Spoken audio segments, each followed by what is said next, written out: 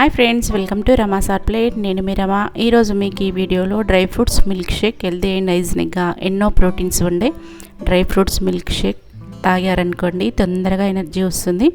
మరి లేట్ చేయకుండా ఈ డ్రై ఫ్రూట్స్ మిల్క్ షేక్ ఎలా ప్రిపేర్ చేసుకోవాలో చూద్దాం. ముందుగా డ్రై ఫ్రూట్స్ అన్నీ కూడా తీసుకోండి.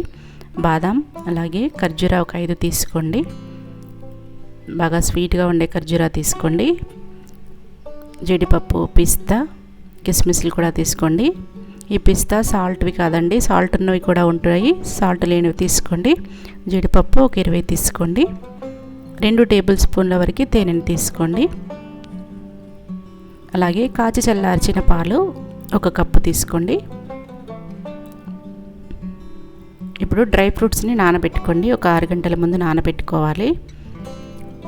ఖర్జూరా అయితే లోపల గింజలు ఉంటాయి కదా, అవి తీసేసి నానబెట్టుకోండి. ఇలా నానితే తొందరగా గ్రైండ్ అయిపోతుంది. కిస్మిస్, పిస్తా, జీడిపప్పు అన్నీ కూడా ఒకే కప్పులో వేసుకున్నాను. వీటిని 5 నుంచి 6 గంటల వరకు నానబెట్టుకోండి. ఇప్పుడు బ్లెండర్ తీసుకొని మీరు కావాలనుకుంటే బాదం పప్పుని పొట్టు తీసి వేసుకోవచ్చు, లేదా డైరెక్ట్ వేసుకోండి.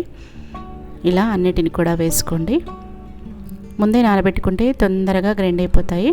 ఖర్జూరా కూడా వేసుకోండి. నీళ్ళని కూడా అలాగే వేసుకోండి. ఒక గ్లాస్ పాలు పోసుకోండి. తర్వాత ఇందులో తేనెను కలుపుకోండి. చక్కెర వేయకండి, తేనె వేస్తాము. ఫ్రూట్స్, డ్రై ఫ్రూట్స్ అన్నీ కూడా స్వీట్గా ఉంటాయి కాబట్టి షుగర్ వేయకుండానే గ్రైండ్ చేసుకోండి. మూత పెట్టుకొని గ్రైండ్ చేసుకోండి. ముందుగా నానబెట్టుకున్నాం కాబట్టి తొందరగా గ్రైండ్ అయిపోతాయి.